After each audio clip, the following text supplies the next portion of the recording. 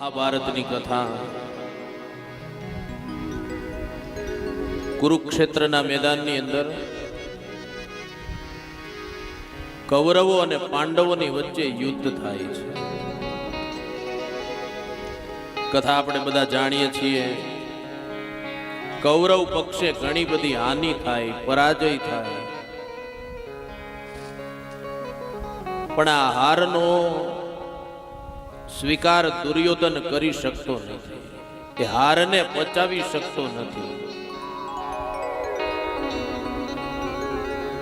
મનથી સતત વ્યાકુળ અને વિહવળ રહે છે. અને એ જ વખતે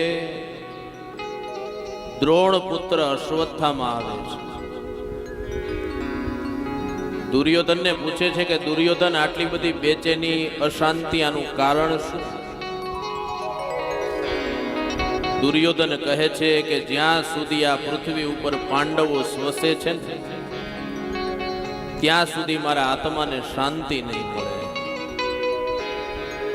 અશ્વત્થામાં કહે છે કે વાત એટલી જ છે. પાંડવોને મોતને ઘાટ ઉતારીને તારી પાસે લાવું તો તારા આત્માને શાંતિ મળશે ને? બોલે હા, પણ અશ્વત્થામાં એટલું સહેલું નથી.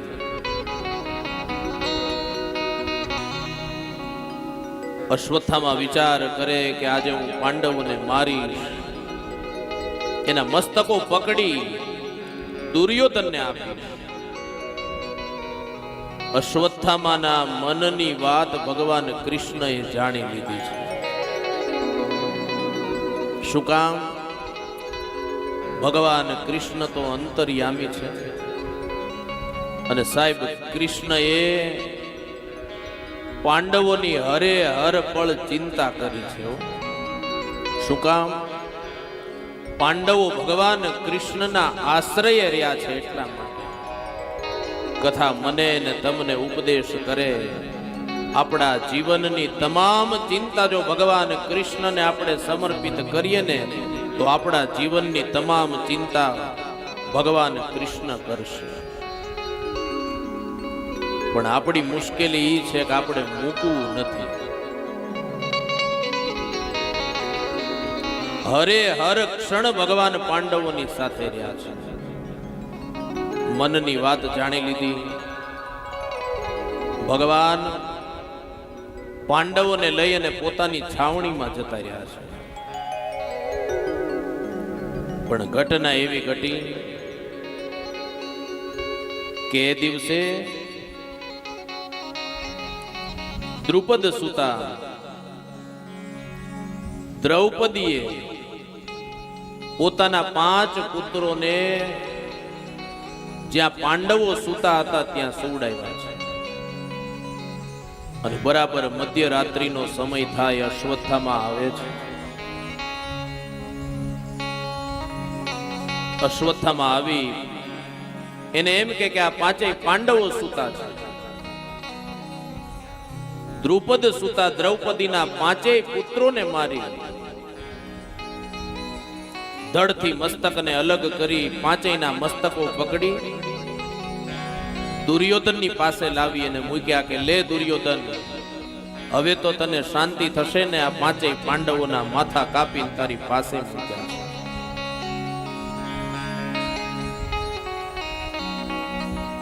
દુર્યોધને 5 મસ્તકોને પકડ્યા છે. દબાવ્યા, લોહીની ધાર થઈ. અને દુર્યોધન અશ્વત્થામાને કહે છે કે અશ્વત્થામા, આ શું કર્યું? બોલે કેમ? આ પાંડવો નથી, પાંડુ પુત્રો દ્રૌપદીના 5 સંતાનો છે. પૃથ્વી ધ્રુજવા માંડી. દુર્યોધનને પસ્તાવો થયો, અશ્વત્થામાને પસ્તાવો થયો. પણ હવે શું થાય? બીજા દિવસનો સૂર્ય ઉદિત થાય. દ્રુપદ સુતા દ્રૌપદી શયન ખંડમાં આવ્યા છે. 5 પુત્રોની જગ્યાએ લોહીના ખાબોચિયા ભરેલા જોયા અને દ્રુપદ સુતા દ્રૌપદી રડવા માંડ્યા છે. દ્રૌપદી એટલું રડ્યા કે આ પ્રકૃતિ પણ રુદન કરવા માંડી. એક દીકરાના મૃત્યુને માં સહન ન કરી શકે, એક સાથે 5 દીકરાના મૃત્યુ એને કેમ ચીરવી શકાય?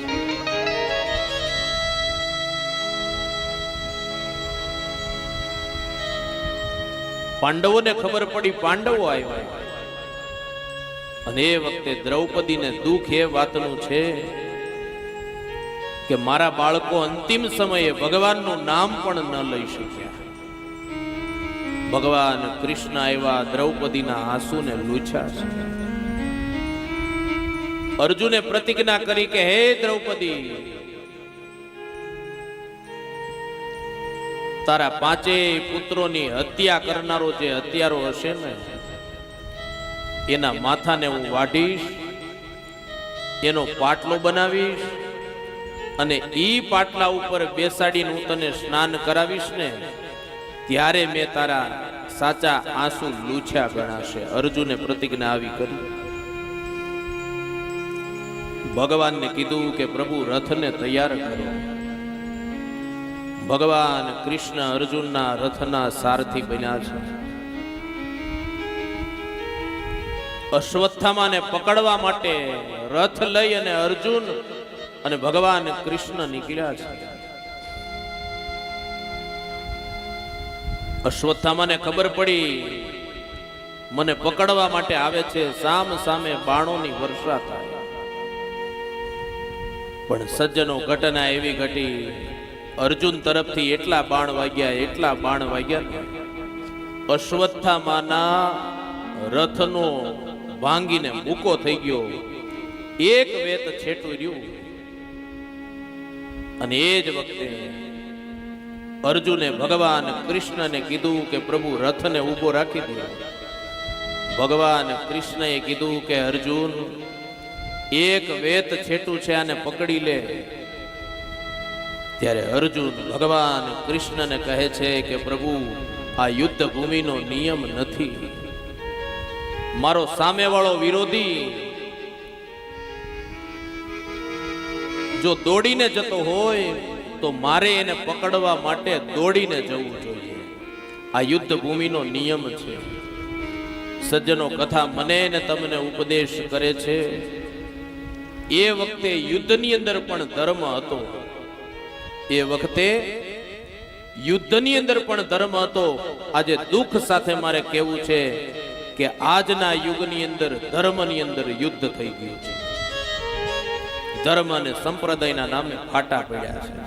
ધર્મ અને સંપ્રદાયના નામે બાંધવા માંડ્યા છે. યાદ રાખજો, રાજકારણની અંદર ધર્મ જરૂરી છે.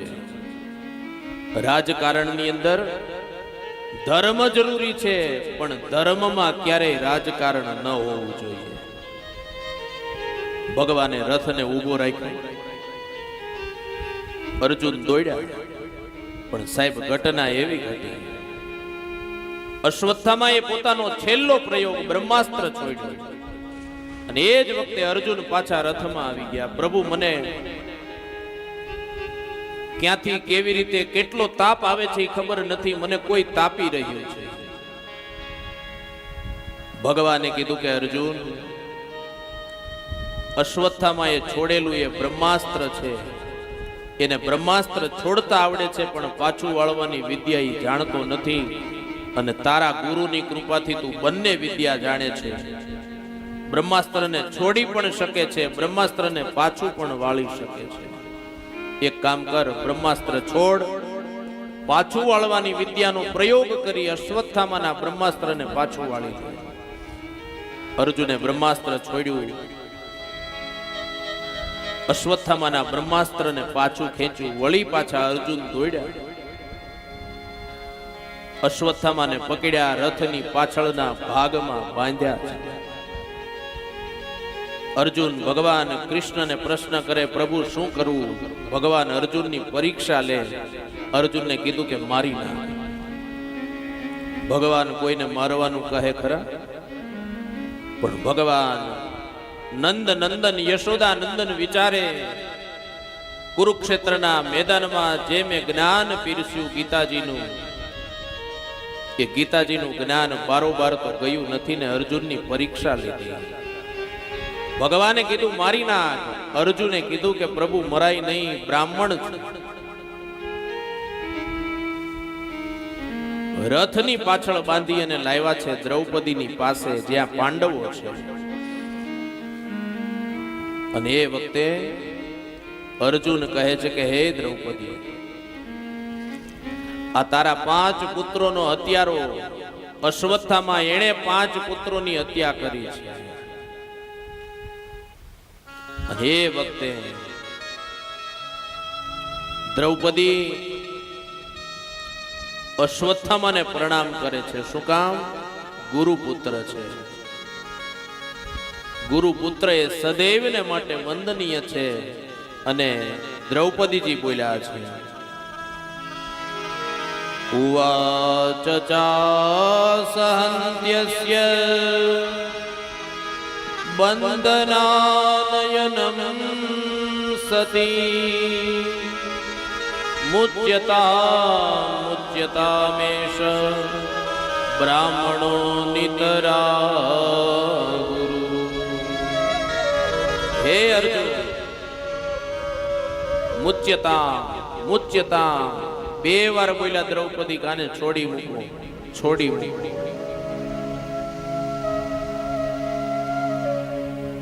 અહીંયા સાહેબ મને ને તમને દ્રૌપદીનું ઔદાર્ય દેખાય છે. 5 પુત્રોને મારી નાખ્યા છતાં એની ઉદારતા તમે જુઓ. શું કીધું? મુચ્યતા, એને છોડી મૂકો તમે. ગુરુપુત્ર છે એટલું નહીં, બ્રાહ્મણ છે. બધા એને કહે છે કે આ પાંડવ પુત્રોનો હત્યારો છે, એને છોડી ન મુકાય, તમે કયો ઈ સજા કરીએ. દ્રૌપદીએ પાંડવોને કીધું કે પાંડવો, તમારા મસ્તકો આ ગુરુપુત્રના ચરણમાં શોભે, એને વંદન કરો. અને દ્રૌપદી બોલ્યા છે કે આંગળી ઉપર આંગળી મૂકવીને ઈ મહાનતા નથી. બહુ સમજ્યા જેવી કથા છે સજ્જનો. કથા ઉપદેશ કરે, જીવનમાં ઘટનાઓ ઘટે, પણ જાતું કરવાની ભાવના કેળવજો. પરિવારમાં વાંધા વચકા હોય, ભાઈ વચ્ચે સંબંધ ન હોય, બેન ભાઈ વચ્ચે સંબંધ ન હોય, કાકા બાપા વચ્ચે સંબંધ ન હોય, ત્યારે કથાને માધ્યમ બનાવીને એટલું શીખજો વાલા, જાતું કરજો. જાતું કરે ને એનું ક્યારેય કઈ જાતું નથી, અને જાતું કરે ને એ જ ભાઈડો કહેવાય આ જગતમાં. 5 દીકરાને મારી નાખ્યા છતાંય દ્રૌપદીએ જાતું કર્યું છે. આંગળી ઉપર આંગળી મૂકવી એ મહાનતા નથી. જાતું કરે ને ઈ મહાન છે. જે જાતું કરે એનું ક્યારેય કઈ જાતું પણ નથી. જડતા ન રાખવી. અને મારી કથા દ્વારા વાલા સંદેશો લેજો. પરિવારમાં, આડોશ પાડોશમાં, મિત્ર મંડળમાં તમારે કોઈ કારણોસર ગમે એવી ઘટના ઘટી હોય, બોલવા વ્યવહાર ન હોય, તો આ કથાને માધ્યમ બનાવી સામે ચાલી જાતું કરજો. ભગવાન તમારા ઉપર રાજી થશે. અને જો આવું તમે કરશો ને તો જ કથા સાંભળી સાર્થક છે.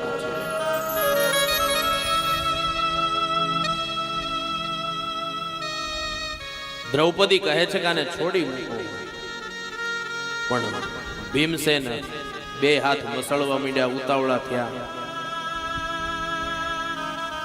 દ્રૌપદીને કહે છે કે હે દ્રૌપદી, દયાની દેવી થામા, આને છોડાય નહીં, આને મારી નાખો. જેવું કરે એવું એની સાથે કરો. અને ત્યારે હવે ભગવાન અખિલ બ્રહ્માંડનો નાયક કૃષ્ણ બોલ્યો કે હે ભી, બ્રહ્મ બંધુરના અંતવ્ય મારું વચન છે. શું કીધું? બ્રહ્મ બંધુરના અંતવ્ય. ભીમ, બ્રાહ્મણ ગમે એવો હોય, એ બ્રાહ્મણ છે, બ્રાહ્મણને મારવો નહીં, બ્રહ્મ હત્યાનું પાપ ક્યારેય ન લેવું જોઈએ. મેં શાસ્ત્રમાં કીધું છે, એ શાસ્ત્રના વચનનું તમે પાલન કરો. ભીમ છાનામાના થઈ ગયા. અને પછી તો કથા એવી લખી છે,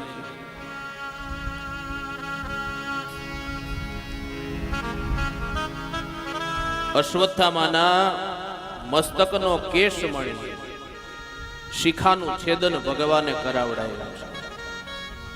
બ્રાહ્મણો માટે શિખા છે ને સર્વસ્વ છે. બ્રાહ્મણથી કઈ અપરાધ થાય, એની શિખાનું છેદન કરવામાં આવે ને તો એની મૃત્યુ દંડ બરાબરની સજા છે. અશ્વત્થામાને છોડી મૂક્યા છે.